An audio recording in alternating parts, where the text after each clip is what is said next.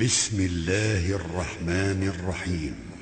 اقرأ باسم ربك الذي خلق، خلق الإنسان من علق. اقرأ وربك الأكرم الذي علم بالقلم، علم الإنسان ما لم يعلم.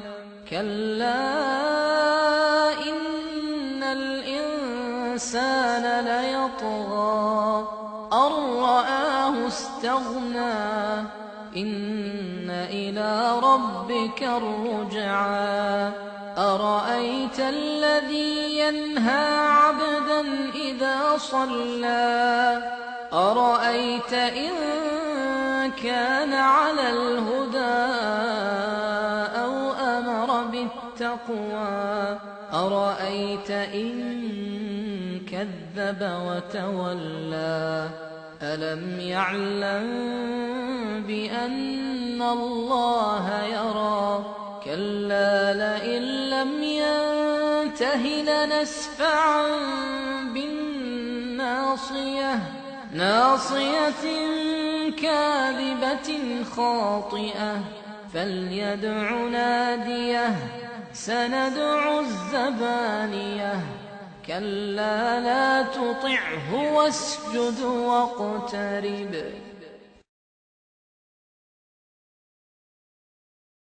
الحمد لله رب العالمين، والصلاة والسلام على نبينا محمد وعلى آله وأصحابه ومن تبعهم بإحسان إلى يوم الدين. من عادتنا أن نبدأ هذا اللقاء بتفسير آيات من كتاب الله عز وجل، لأن كتاب الله سبحانه وتعالى نزل لعدة حكم، منها التعبد لله تعالى بتلاوته،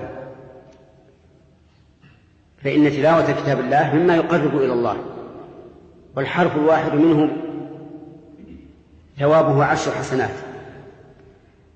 ونزل أيضا من أجل التدبر لمعانيه، حيث قال تعالى: كتاب أنزلناه إليك مبارك ليدبروا آياته وليتذكر أولو الألباب.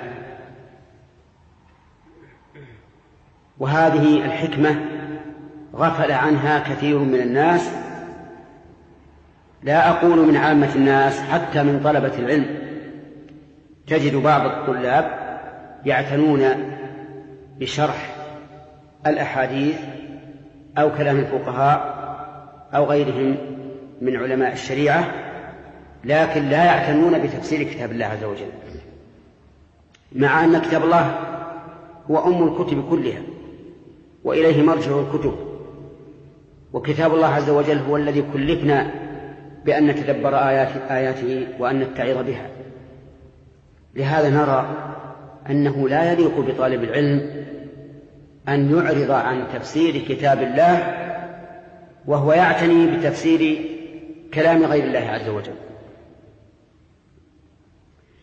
وابتدأنا هذا التفسير بسورة النبأ، لأن هذا الجزء كثيرا ما يقرأ في الصلوات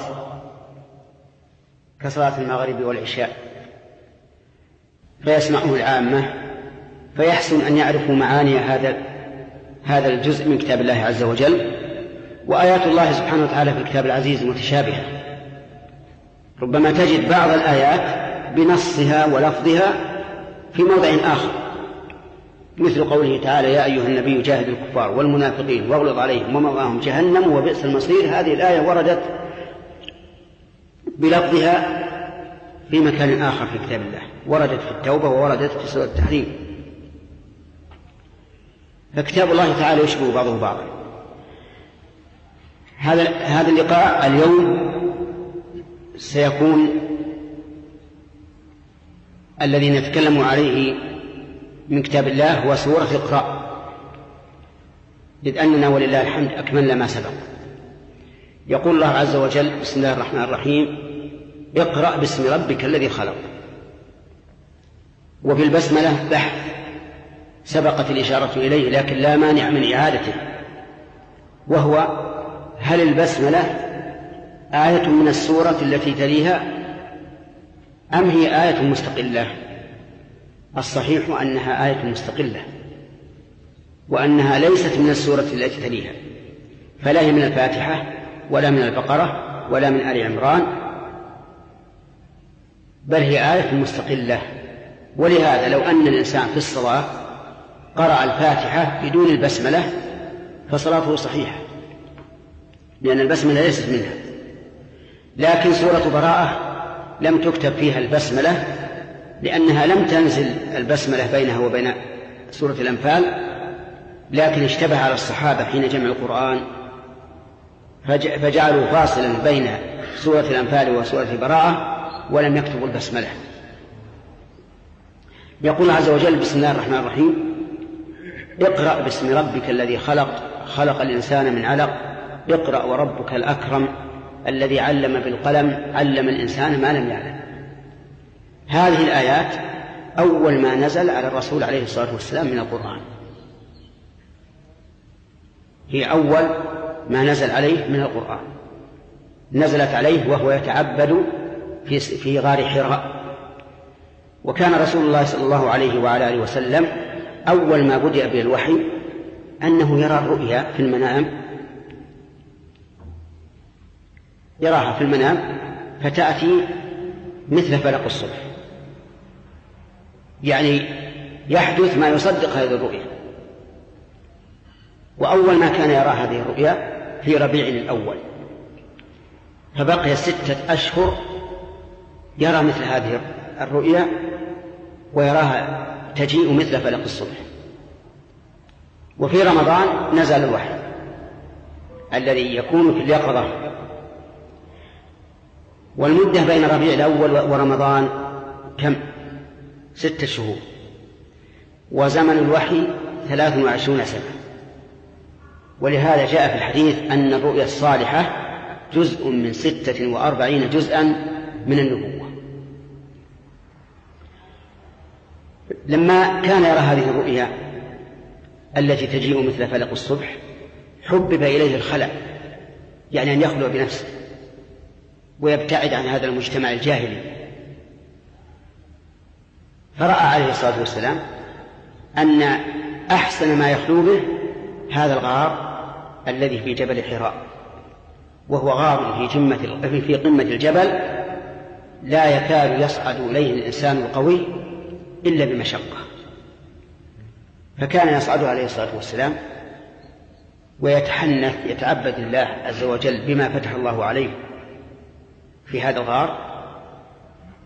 الليالي ذوات العدد، يعني عدة ليالي، ومعه زاد أخذه يتزود به من طعام وشراب، ثم ينزل ويتزود لمثلها من أهله ويرجع ويتحنث الله عز وجل، إلى أن نزل عليه الوحي وهو في هذا الغار.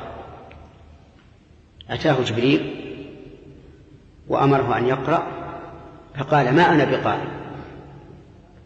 ومعنى ما أنا بقارئ يعني لست من ذوي القراءة، وليس مراده المعصية لأمر جبريل، لكنه لا يستطيع، ليس من ذوي القراءة، إذ أنه هو صلى الله عليه وسلم كان أميا، كما قال الله تعالى: فآمنوا بالله ورسوله النبي الأمي. وقال تعالى: هو الذي بعث في الأمين رسولا منهم. فكان لا يقرأ ولا يكتب، وهذا من حكمة الله أنه لا يقرأ ولا يكتب حتى تتبين حاجته وضرورته إلى هذه الرسالة، وحتى لا يبقى لشاك شك في صدقه. وقد أشار الله إلى هذه في قوله: وما كنت تتلو من قبله من كتاب ولا تخطه بيمينك إذن لارتاب المبطلون. قال له: ما أنا بقارئ، فغطه 2 أو 3، ثم قال له: اقرأ باسم ربك الذي خلق، خلق الإنسان من علق، اقرأ وربك الأكرم الذي علم بالقلم، علم الإنسان ما لم يعلم. 4 آيات 5 آيات نزلت، فرجع بها النبي صلى الله عليه وسلم يرجف فؤاده من الخوف والفزع، حتى أتى إلى خديجة. وحديث الوحي وابتدائه موجود في أول صحيح البخاري، من أحب أن يرجع إليه فليرجع. يقول الله عز وجل: اقرأ باسم ربك الذي خلق. قوله باسم ربك قيل معناه متلبسا بذلك، وقيل مستعينا بذلك، يعني اقرأ مستعينا باسم الله، لأن أسماء الله تعالى كلها خير، كلها إعانة يستعين بها الإنسان، ولذلك يستعين بها الإنسان على وضوئه، ويستعين بها على أكله، ويستعين بها على جماعه، فهي كلها عون. باسم ربك الذي خلق إلى آخره. وقال باسم ربك دون أن يقول بسم الله، لأن المقام مقام ربوبية وتصرف وتدبير للأمور وابتداء رسالة، فلهذا قال باسم ربك، إشارة إلى أنه عليه الصلاة والسلام قد رباه الله تعالى تربية خاصة، وربه كذلك ربوبية خاصة.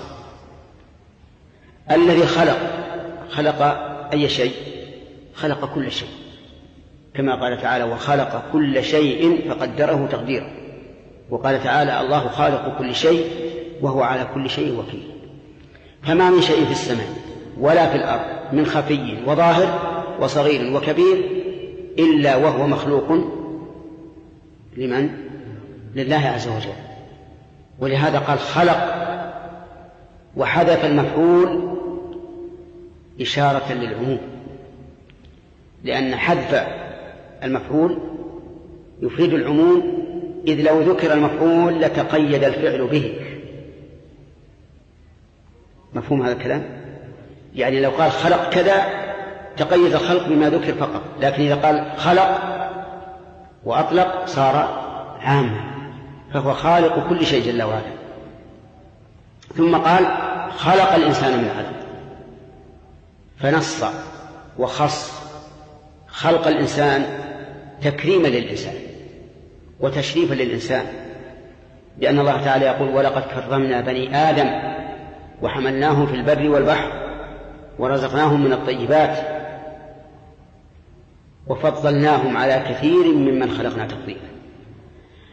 فلهذا نص على خلق الإنسان. خلق الإنسان أي ابتدأ خلقه من علق، جمع أو اسم جمع علقة، اسم جمع علقة، كشجر اسم جمع شجر. فما هو العلق؟ العلق هو عبارة عن دودة حمراء من الدم صغيرة، وهذا المنشأ الذي به الحياة، لأن الإنسان دم، لو تفرغ من الدم لهلك.